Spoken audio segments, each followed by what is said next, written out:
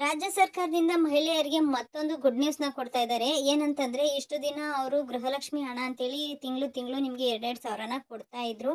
So ಇನ್ನು ಒಂದು ಕಂತಿಂದೇನೋ ಬಾಕಿ ಇದೆ ಅಂತ ಲಕ್ಷ್ಮೀ ಹೆಬ್ಬಾಳ್ಕರ್ ಅವರು ತಿಳಿಸಿದ್ದಾರೆ. ಅದನ್ನು ಸ್ವಲ್ಪ ದಿನದಲ್ಲಿನ ಅದನ್ನು ಕೂಡ ಕೊಡ್ತೀವಿ ಅಂತ ಕೂಡ ಹೇಳಿದ್ದಾರೆ.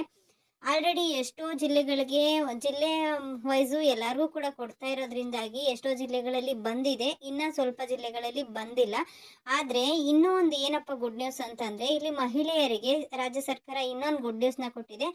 ಇದು ಮಹಿಳೆಯರಿಗೋಸ್ಕರ ಮಾಡಿರೋವಂಥದ್ದಾಗಿರೋದ್ರಿಂದಾಗಿ ಗೃಹಲಕ್ಷ್ಮಿ ಹಣ ಅಂತೇನು ತಿಂಗಳು ತಿಂಗಳು 2,000 ರೂಪಾಯಿ ಕೊಡ್ತಾ ಇದ್ದಾರೆ ನಿಮಗೆ.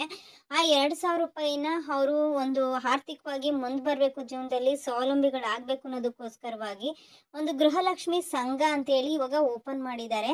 ಈ ಸಂಘದಲ್ಲಿ ನೀವು ಸ್ಟಾರ್ಟಿಂಗು ಮೆಂಬರ್ಶಿಪ್ಗೋಸ್ಕರವಾಗಿ 2,000 ರೂಪಾಯಿನ ಕಟ್ಟಬೇಕಂತೆ. ಆನಂತರ ಏನು ಮಾಡಬೇಕು ಅಂತ ಅವರೇನು ತಿಳಿಸಿಲ್ಲ ಇನ್ನು. ಆದರೆ ಸ್ಟಾರ್ಟಿಂಗಲ್ಲಿ ಮಾತ್ರ 2,000 ಕಟ್ಟಬೇಕು ಅಂತ ತಿಳಿಸಿದ್ದಾರೆ. ಈ ಒಂದು ಸಂಘದ ಬಗ್ಗೆ ಸಿಎಂ ಸಿದ್ದರಾಮಯ್ಯ ಸರ್ ಅವರೇ ಮಹಿಳಾ ಮತ್ತು ಮಕ್ಕಳ ಕಲ್ಯಾಣ ಕಡೆಯಿಂದ ಅಧಿಕೃತವಾಗಿ ಚಾಲನೆಯನ್ನು ಕೊಟ್ಟಿದ್ದಾರೆ. ಈ ಸಂಘಕ್ಕೆ ಸೇರ್ಕೊಳ್ಬೇಕಾದ್ರೆ ನೀವು ಅಪ್ಲಿಕೇಶನನ್ನು ಹಾಕಬೇಕಾಗುತ್ತೆ.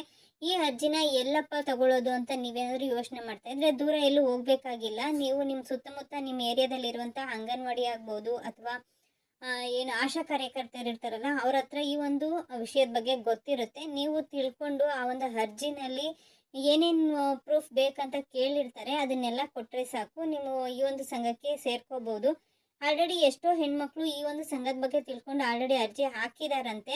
ಆದರೆ ಇದನ್ನು ಓಪನ್ ಆಗೋದು ನವೆಂಬರ್ 19ರಿಂದ ಸ್ಟಾರ್ಟ್ ಆಗೋದ್ರಿಂದಾಗಿ ನೀವು ಕೂಡ ಇನ್ನು ಈ ಒಂದು ಸಂಘಕ್ಕೆ ಅರ್ಜಿಯನ್ನು ಹಾಕ್ಬೋದಾಗಿದೆ.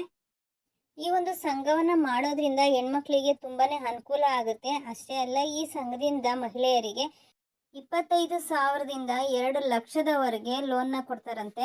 ಈ ದುಡ್ಡನ್ನು ಬಳಸ್ಕೊಂಡು ನೀವು ಯಾವುದಾದ್ರೂ ಚಿಕ್ಕ ಪುಟ್ಟ ಬಿಸ್ನೆಸ್ನ ಮಾಡಿ ಜೀವನದಲ್ಲಿ ಮೇಲ್ ಬರಬೇಕು ಅನ್ನೋದೇ ರಾಜ್ಯ ಸರ್ಕಾರದ ಉದ್ದೇಶ ಆಗಿರುತ್ತೆ. ಹಾಗೆ ನವೆಂಬರ್ 19ರಿಂದ ಈ ಒಂದು ಗೃಹಲಕ್ಷ್ಮಿ ಸಂಘ ಓಪನ್ ಆಗೋದ್ರಿಂದಾಗಿ ನೆಕ್ಸ್ಟು ಏನು ಮಾಡಬೇಕು, ಈ ಸಂಘಕ್ಕೆ ಸೇರಿಕೊಂಡು ತಿಂಗಳು ಏನಾದರೂ ದುಡ್ಡು ಕಟ್ಟಬೇಕಾ ಬೇಡವಾ ಅಂಥೇಳಿ ಆಮೇಲೆ ತಿಳಿಸ್ತಾರೆ.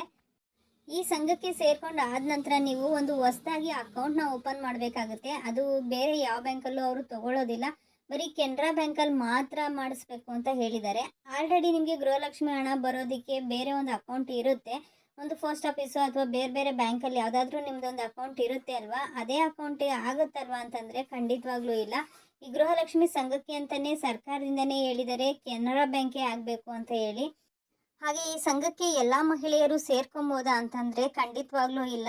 ಯಾರೆಲ್ಲ ಗೃಹಲಕ್ಷ್ಮಿ ಹಣವನ್ನು ಪಡ್ಕೊತಾ ಇದ್ದೀರೋ ಅಂಥವ್ರು ಮಾತ್ರ ಈ ಒಂದು ಗೃಹಲಕ್ಷ್ಮಿ ಸಂಘಕ್ಕೆ ಸೇರ್ಕೋಬೋದು.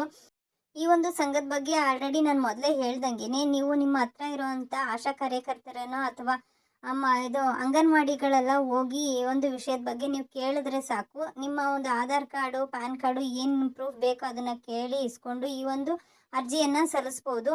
ಈ ಒಂದು ನವೆಂಬರ್ 19ನೇ ತಾರೀಕು ಈ ಒಂದು ಸಂಘ ಓಪನ್ ಆಗೋದ್ರಿಂದ ನೀವು ಆಮೇಲೆ ಕೂಡ ಅರ್ಜಿ ಸಲ್ಲಿಸ್ಬೋದು. ಅದಕ್ಕೂ ಮುಂಚೆ ಏನಾದರೂ ನಾವು ಸಲ್ಲಿಸ್ತೀವಿ ಅಂದರೆ ಇವಾಗಲೂ ಕೂಡ ನೀವು ಅರ್ಜಿಯನ್ನು ಹಾಕ್ಬೋದು.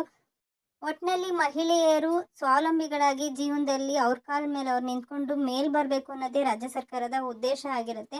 ಅದಕ್ಕೋಸ್ಕರವಾಗಿ ಮಹಿಳೆಯರಿಗೆ ಇಷ್ಟೊಂದೆಲ್ಲ ಅನುಕೂಲಗಳನ್ನ ಕೂಡ ಮಾಡಿಕೊಡ್ತಾ ಇದೆ. ಸೊ ಇದನ್ನು ಬಳಸ್ಕೊಳ್ಳೋ ಅಂಥವ್ರು, ನಾನು ಹೇಳಿದ್ನಲ್ಲ, ಗೃಹಲಕ್ಷ್ಮಿ ಹಣ ಪಡೆಯುವಂಥವ್ರು ಮಾತ್ರ ಈ ಒಂದು ಸಂಘಕ್ಕೆ ಸೇರ್ಕೊಬೋದಾಗಿದೆ.